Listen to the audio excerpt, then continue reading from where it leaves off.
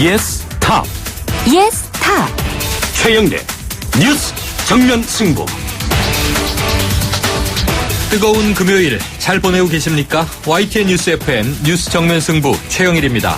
필요성이 처음 제기되고 2년여가 지난 오늘 한미 양국 정부가 미국의 고고도 미사일 방어체계 이 사드의 한반도 배치를 확정했습니다.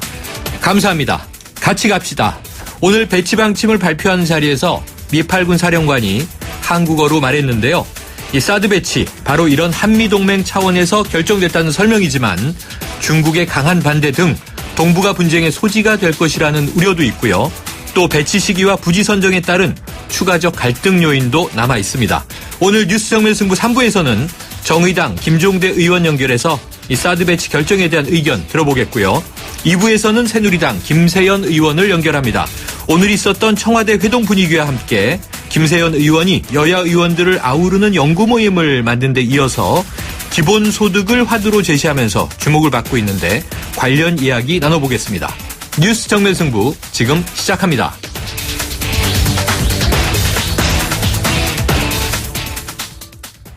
네, 먼저 오늘 하루 있었던 뉴스 정리해봅니다. 오늘의 시사뉴스 브리핑. 자, 한미가 고고도 미사일 방어체계 배치를 확정했는데요. 중국이 강력하게 반발하는 등 동북아 정세가 요동치려는 조짐도 있습니다. YTN 정치안보 전문기자인 김주환 박사와 이야기 나눠보겠습니다. 안녕하십니까? 안녕하세요. 자, 이 한미 사드 배치가 결심이 이루어지게 된 배경 어떻게 보세요? 2년 만에 결정이 난 거죠. 사실 그렇죠? 중간 단계급 발표다 이렇게 볼 수 있습니다. 네. 원칙적으로 배치하겠다라고 해놓고 최종 배치 지역이라든가 그리고 운용은 좀 여지가 있죠. 내년 네. 말에 사드 물건을 사드 본체를 한국의 특정 지역에다 배치를 하겠다라고 네. 해서 좀 제가 그런 관점에서 중간 단계급 발표다 이렇게 설명을 드렸습니다. 네. 2년 전이죠. 당시 스케포로티 주한미군 사령관 지금 나토 사령관으로 가 있는데요. 네. 지난 2년 전에 북한이 노동미사일을 고각 실험을 했었습니다. 네네. 거의 80도 가까이 쏴서 한반도 전역에 가깝게 근접해서 떨어뜨리는 사격을 해서 그때 이 문제가 필요성이 느껴졌고 네. 쭉 논의돼 오다가 지난 1월이죠. 4차 핵실험이 때 박근혜 대통령께서 국익 차원에서 검토를 하겠다라고 했는데 네. 그 일부분이 나오자마자 사실 중국과 북한이 계속 반대 입장을 표명했죠. 특히 지난달 중러 정상회담이 있었습니다. 네. 거기서 중국의 시진핑 주석과 러시아의 푸틴 대통령이 이 부분에 대해서 언급을 했고요. 반대한다. 네. 그리고 국내 반대 여론도 불거지니까 이 상태로 가서는 굉장히 문제가 심각해지겠다. 그래서 전격적으로 오늘 발표에 이르게 된 것으로 파악되고 있습니다. 네. 자, 2년여의 과정을 지금 잘 정리해 주셨는데요.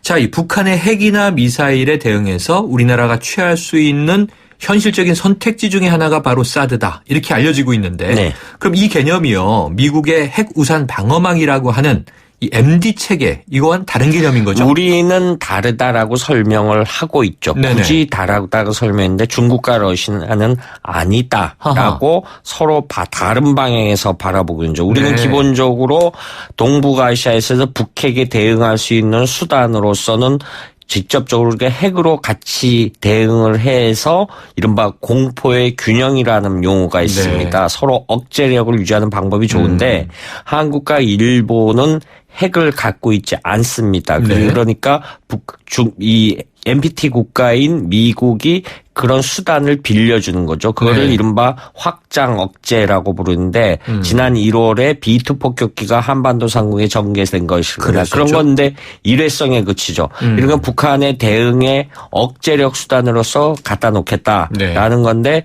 중국은 이 부분이 이제 미슬 디펜스라고 해서 미사일 방어 체계 미국의 전 세계 전략, 군사 전략 중에 하나는 중국과 러시아를 뺑 돌아서 포위를 한다. 아하. 그래서 자국을 포위하려는 방법 중이고 가장 기반이 사드가 기반이다. 그래서 반발하는 가장 큰 이유 중에 하나가 지금 MD 체계의 첫걸음이다. 이렇게 네. 보기 때문에 반발을 하는 거죠. 아유, 지금 말씀해 주시니까 옛날에 20세기 냉전 시기 생각이 나면서요. 그렇게 지금 구도가 네. 전개되고 있죠. 지금 느슨한 형태의 한미일 네. 구도고 북중러 구도인데 설명을 드리면요. 북중 간에, 북러 간에, 중러 간에는 이른바 군사동맹. 네. 우리가 외형적으로 보면 삼각구도가 딱 짜여 있죠. 완벽하게. 네. 그런데 우리는 한미동맹이 있고 미일동맹이 있지만은 한일동맹은 없습니다. 과거사 문제 네. 정서적이기 네. 때문에 외형적으로만 봐도 그 구도가 좀 안 맞죠. 이런 부분이 사실은 쉽게 설명할 수 있는데 큰 도움이 될 겁니다. 그런데 그게 최근 들어서 이 중국과 이 미국의 어떤 남중국해 문제라든가 네. 이런 대치 문제들 그런 그 정세 구도가 틀이 되풀이되는 형국으로 가고 있는 거죠. 네. 신냉전 구도군요. 네. 강대강, 핵대핵, 과거의 상호 확증 파괴 이런 그렇습니다. 개념이 떠오르는데요. 자, 그러면은 구체적으로요. 사드 배치로 북한의 도발을 억제할 수 있습니까? 군사적 효용성에 대해서 논란이 있던데 어떻게 보세요? 일단은 가정성에 지금 북한의 노동미사일 이런 것들이 날아오면 방어는 할 수 있죠. 그런데 유사시의 전쟁이라는 것이 네. 어떤 무기 수단을 한꺼번에 총력전 개념으로 하기 때문에 뭐 혹자는 핵 미사일 비 속에서 어떻게 막아낼 수 있느냐. 그런데 네. 이렇게 봐야 되겠죠. 군사적 효용성. 그럼 현실적으로 사드 위에 다른 대안이 무엇이 있겠느냐. 이렇게 봐야 되겠죠. 그럼 국가나 군은 국가의 안보를 책임지는 집단인데 네. 역시 비용 문제도 관주해야 됩니다. 일본의 자위대가 해상자위대가 갖고 있는 이지스하면 SM-3라는 상승고도에서 요격할 수 있는 방어 체계가 있습니다. 네. 지금 얼핏 알려지기는 그거는 사드 비용의 10배 이상 들어갑니다. 아하, 쉽게 비싸군요. 말해서 이스라엘처럼 6단계의 다층 고도망을 하면 됩니다. 네. 쉽게 좀 설명하면 우리가 만화에 보면 로봇 태권브이처럼 이렇게 방어막을 치듯이 네. 이스라엘은 국토 전체를 그런 방어막 체계로 갖고 있는데 아하. 비용이 수백조 원 이상이 들었습니다. 어마어마하군요. 이런 부분에 있기 때문에 현실적으로 우리가 예산으로 감당할 수 있는 현실적 무기 체계가 무엇이냐. 현실적으로는 사드죠. 물론 중국과 러시아가 갖고 있는 S-300이나 S-400 지대공 미사일 체계가 있습니다. 네. 그게 뛰어나다라고 합니다. 그런데 중국과 러시아가 어떤 국가 체제의 기본 틀이란 대한민국에 그거를 판매하지는 않겠죠. 네. 이런 현실적인 요인을 감안해서 사드 자체를 봐야지 사드 자체 하나가 가능성이 있느냐 없느냐 이렇게 따지면은 이 안보 상황 전체를 보긴 좀 곤란하지 않느냐 이런 말씀을 드리고 싶습니다. 가성비가 좋다 이렇게 이제 보시는 입장이셨는데 자 중국과 러시아의 반발 큽니다. 아까 왜 그런지 말씀해 주셨는데 우리 입장에선 사드는 MD와 다르다. 그런데 네. 그 MD 체제의 일환으로 보고 있는 거잖아요. 네, 그렇습니다. 자, 긴장이 고조되면서 동북아 정세 어떻게 흘러갈 것으로 전망하세요? 일단 제가 스튜디오 들어오기 전에 중국 공산당의 어떤 입장을 대변한다는 황구시보. 네네네. 그 중국말로 환치스바오라는 매체가 온라인 매체를 보고 왔는데요. 논평이 나왔나요? 예, 거기에 입장이 나왔는데 한국이 사드 배치를 결정했다. 이거는 한중 관계의 신뢰에 심각한 그림자를 들이우는 조치다. 이렇게 해서 굉장히 네. 강한 불만을 표시를 했는데 역지사지로 봐야 됩니다. 중국의 우리 인천이나 평택에서 배로 갈 수 있는 산둥반도 관광지죠. 청도도 네. 있고 웨이하이도 있고 여기는 사실은 중국의 육해공군 주요 군사시설이 다 있는 곳입니다. 네. 산둥반도에서 이미 오래전부터 메이두라는 레이더 체계가 있는데 네. 이 한반도 특히 대한민국의 공군 이착륙기를 다 들여다보고 있습니다. 네. 그런 부분은 자기들은 절대 얘기를 안 하면서 우리가 자의적 수단으로 갖추고 특히 북한의 핵 미사일 위협에만 대응하겠다는 이 부분에 대해서는 네. 굉장히 반발하는 것은 좀 억지가 아니겠느냐. 왜냐하면 서로가 지금 국제 안보적인 측면에선 일정 부분을 다 감시하고 그거를 선을 안 넘으면 묵인하고 하는 일종의 국제사회의 묵계가 있거든요. 네. 근데 특히 이 부분에 대해서만 중국이 우리한테 강하게 나오는 것은 이렇게 봐야 되겠죠. 우리와의 국력차와 중국의 국력차가 비슷하다라고 하면은 네. 중국이 과연 우리한테 이렇게 대응할 것이냐. 네. 이런 설명을 좀 드리고 싶습니다. 네, 지금 이 김주환 YTN 정치안보 전문 기자와 이 주요 뉴스 브리핑을 진행하고 있는데요. 이 청취자 문자가 하나 들어와서 여쭤볼게요. 0503님.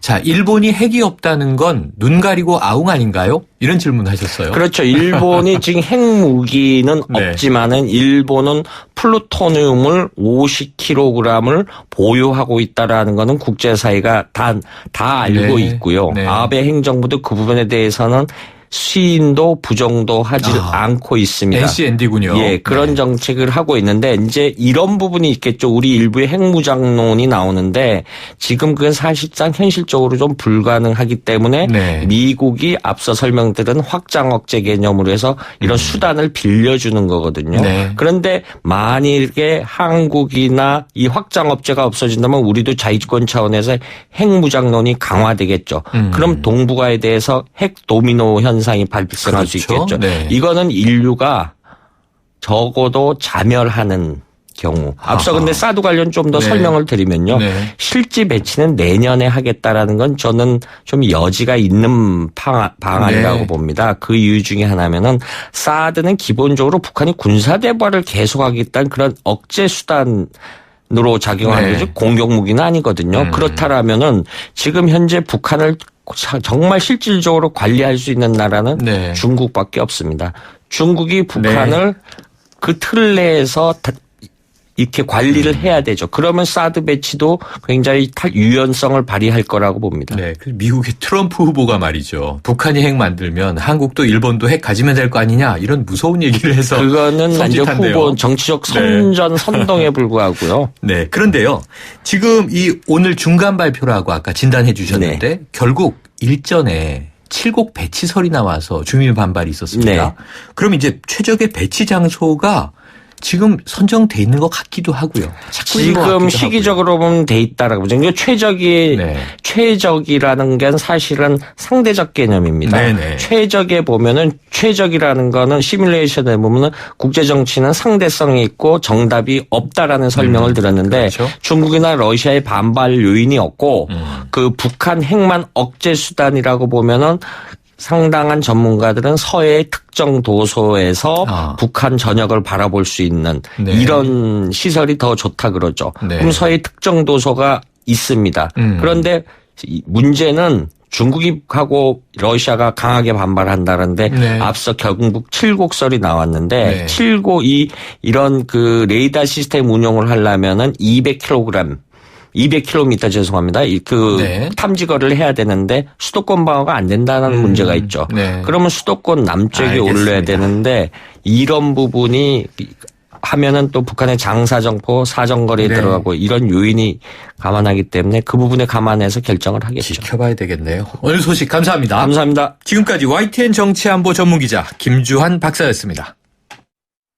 크리네어 테크 집중기 주물 작업 연마 작업 페인트 작업 분진가스 냄새 연기 작업장 분진 이 세상에 못 없애는 분진이 어딨어 크리네어 테크 집중기가 다 잡아줍니다 크리네어 테크 집중기 네, 1부 여기까지고요. 2부로 이어가겠습니다.